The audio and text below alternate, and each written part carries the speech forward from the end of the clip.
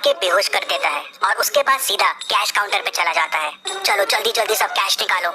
दूसरा सबको हाथ ऊपर करने बोलता है और बंदूक लेके खड़ा हो जाता है। और तीसरा सीधा मैनेजर के केबिन में जाता है। तभी अंदर से 2 गोलियां चलने की आवाज आती है। तीसरा चोर बाहर आता है और बाकी चोरों से कहता है, भागो यहाँ से, भागो, मैनेजर मर गया है, भागो यहाँ से। और तीनों चोर वहाँ से भाग जाते हैं। डिटेक्टिव मेहुल पास में ही था तो तुरंत बैंक में पहुँच जाता है। सिक्योरिटी गार्ड मेहुल को बताता है कि 3 चोर अंदर आए और मुझे मार के बेहोश कर दिया।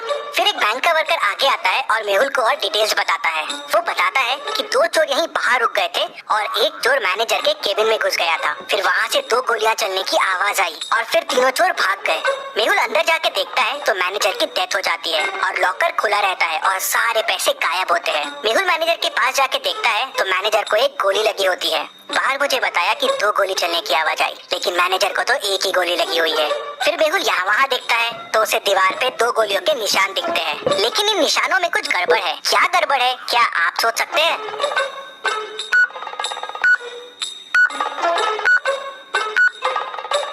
दीवार पे जो गोलियों के निशान है वो अलग अलग साइज के हैं। ऐसा कैसे पॉसिबल है? मतलब हो सकता है अंदर 2 लोग हो। मेहुल देखता है कि केबिन में आने के 2 रास्ते हैं, तो हो सकता है चोर एक रास्ते से आया हो और वो दूसरा वाला आदमी दूसरे रास्ते से। तभी गार्ड अंदर आता है और मेहुल को तीनों चोरों के बारे में क्लू देता है। क्या आप चोरों को वापस देख के बता सकते हैं क्या क्लू होगा?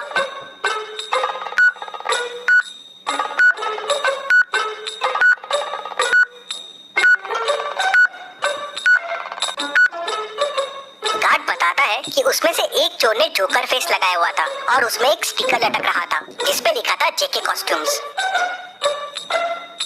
मेहुल तुरंत बैंक को सील कर देता है। अब ना किसी को बैंक से बाहर जाने की परमिशन थी, ना किसी को अंदर आने की।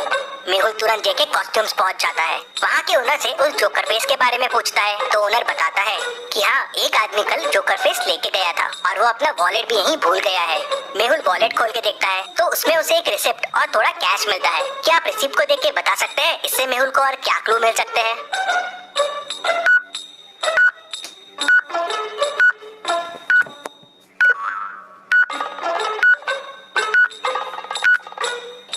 रिसिप्ट एक कैफे की है। शायद मेहुल को कैफे से उस आदमी के बारे में और इन्फॉर्मेशन मिल जाए। मेहुल तुरंत उस कैफे में पहुंच जाता है और उस रिसिप्ट को दिखा के पूछता है, क्या पता चल सकता है ये रिसिप्ट किसके नाम की है? तो ओनर देखते से बोलता है, हाँ, ये तो संदीप सर की है। स्पेशल एक्स्ट्रा शुगर कॉफी वही पीते हैं। वो अभी अभी आए हैं, उस टेबल पे बैठे हुए हैं। तभी संदीप का ध्यान मेहुल पे जाता है। वो देख के डर जाता है और वहाँ से भागने की कोशिश करता है, लेकिन मेहुल उसे पकड़ लेता है। संदीप मेहुल को बताता है कि बैंक लूटने वो 3 लोग गए थे, लेकिन उन्होंने बैंक नहीं लूटा और बिना पैसे लिए ही भाग गए। किसी ने मैनेजर को गोली मार दी थी, इसलिए वो घबरा गए थे। तो मेहुल कहता है, पर तुम में से ही किसी ने मैनेजर को गोली मारी है ना? नहीं नहीं, हमने नहीं मारी है। फिर संदीप बताता है कि अंदर जाके उसने मैनेजर को बंदूक दिखा के डराने की कोशिश की और लॉकर की चाबी मांगी, लेकिन लॉकर तो पहले से खुला था और पैसे भी गायब थे। मैंने मैनेजर से पैसे के बारे में पूछा और डराने के लिए एक गोली दीवार पे चला दी। तभी मुझे एक और गोली की आवाज आई और वो मैनेजर को लगी और वो मर गया। मैं घबरा गया और वहाँ से भाग निकला। मैंने खून नहीं किया है और चोरी भी नहीं की है। इंटरेस्टिंग। मतलब तुम जब अंदर गए तो लॉकर पहले से खुला हुआ था और पैसे गायब थे और मैनेजर भी अंदर था, तो उसने शोर क्यों नहीं मचाया और गार्ड को क्यों नहीं बुलाया? इंटरेस्टिंग। मेहुल वापस बैंक जाता है और लॉकर की चाबी पे फिंगरप्रिंट्स देखता है तो वो मैनेजर के ही रहते हैं। मतलब पैसे मैनेजर ने ही निकाल के दूसरे आदमी को दिए हैं। लेकिन अगर दूसरा आदमी चोरी के लिए आया था तो मैनेजर ने शोर क्यों नहीं मचाया? मेहुल पूरी स्टोरी समझ जाता है अंदर क्या हुआ। अभी आप पॉज कीजिए और सोचिए अंदर क्या हुआ होगा।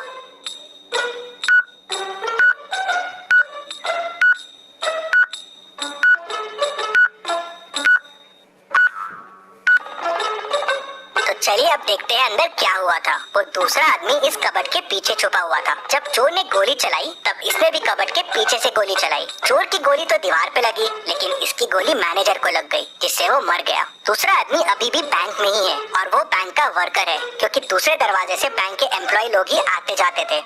मेहुल केबिन से बाहर आता है और बैंक के सारे कर्मचारियों को देखता है और उसे 3 लोगों पे शक जाता है। क्या आप इन तीनों को देख के बता सकते हैं तीनों में से वो दूसरा आदमी कौन हो सकता है? सोचिए और मुझे आपका आंसर कमेंट करके बताइए।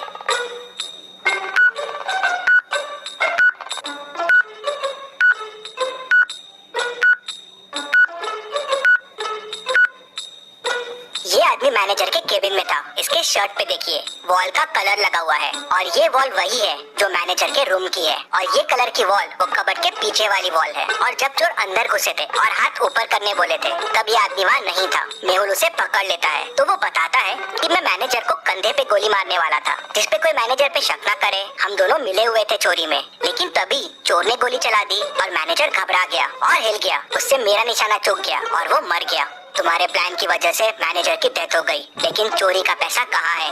सर प्लान के हिसाब से मुझे मैनेजर के कंधे पे मार के चोरी करके बैंक से भागना था और फिर पीछे वाली खिड़की से वापस आ जाना था। पैसों का बैग वहीं पीछे वाली खिड़की पे छोड़ देना था, लेकिन मैनेजर मर गया तो मैं घबरा गया। मैंने पैसे यहीं से पीछे वाली खिड़की में फेंक दिए जहाँ से मैनेजर का पार्टनर पैसे उठाने वाला था। लेकिन ये मैनेजर का पार्टनर है कौन? सर मुझे नहीं पता है ये कौन है। मैनेजर ने तो मुझे बस पैसे फेंकने कहा था।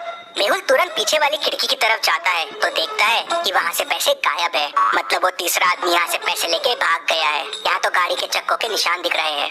मेहुल गाड़ी के निशान को फॉलो करता है तो वो उस कार तक पहुँच जाता है और उसे पकड़ लेता है। वो आदमी कार से बाहर आता है। तुम भाग क्यों रहे थे? सर मैं डर गया था। मैं पैसे लेने के लिए पीछे वाली खिड़की के पास गया था, लेकिन वहाँ पैसे नहीं थे और मैनेजर की डेथ हो गई थी तो मैं घबरा गया और वहाँ से भाग गया। क्या पैसे तुम्हारे पास भी नहीं है? तो फिर पैसे किसके पास है? सर हो सकता है मैनेजर के चौथे पार्टनर के पास पैसे हो। चौथा पार्टनर? हाँ सर, मैंने मैनेजर को कई बार चौथे पार्टनर से बात करते हुए सुना है। वो बैंक का ही आदमी है। मेहुल समझ जाता है कि वो कौन है। क्या आप सोच सकते हैं वो कौन है? पूरी स्टोरी को ध्यान से समझिए, सारे क्लूज को ध्यान से देखिए, सोचिए और मुझे आपका आंसर कमेंट करके बताइए कि चौथा पार्टनर कौन है जिसने पैसे उठाए हैं।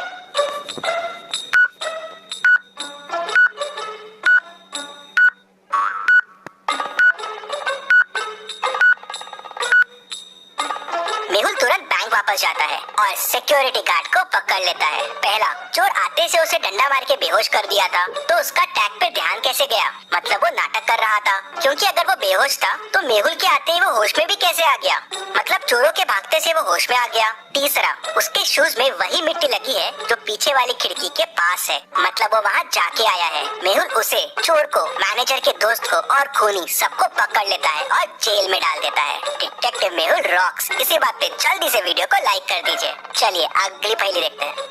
बैंक एक्स का मैनेजर कल किडनैप हो गया था और आज बैंक एक्स में चोरी हो गई। पुलिस मैनेजर को ढूंढ नहीं पा रही थी तो डिटेक्टिव मेहुल को केस सॉल्व करने के लिए बुला लेते हैं। मेहुल को किसी का कॉल आता है और वो उसे बैंक मैनेजर का लोकेशन बता देता है। मेहुल लोकेशन पे पहुंचता है तो मैनेजर रस्सी से बंधा हुआ होता है। वो मेहुल को बताता है कि कल किडनैपर्स ने मुझे यहाँ बंद कर दिया, मुझसे बैंक के लॉकर्स के कोड पूछे और मुझे यहीं छोड़ के भाग गए। जल्दी से मेरी रस्सी खोलो। क्या मैनेजर सच बोल रहा है? आपको क्या लगता है? मुझे कमेंट में बताइए।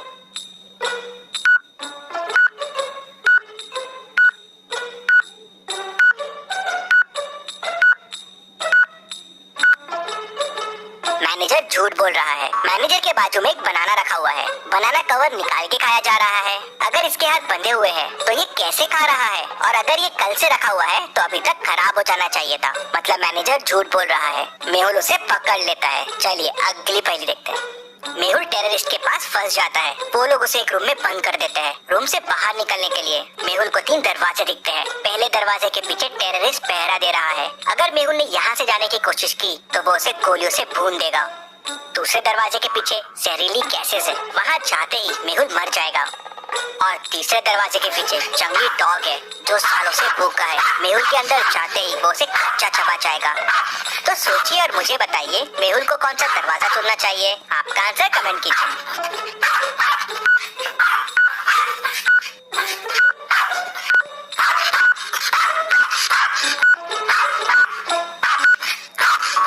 चलिए इसका आंसर देखते हैं। मेहुल तीसरा डोर चुनेगा। अगर डॉग सालों से भूखा है तो अब तक तो मर गया होगा, तो मेहुल के लिए ये रास्ता सेफ रहेगा। इतनी मस्त पहेलियों के लिए और मेहुल के लिए जल्दी से वीडियो को लाइक कर दीजिए और चैनल को सब्सक्राइब कीजिए। Thank you.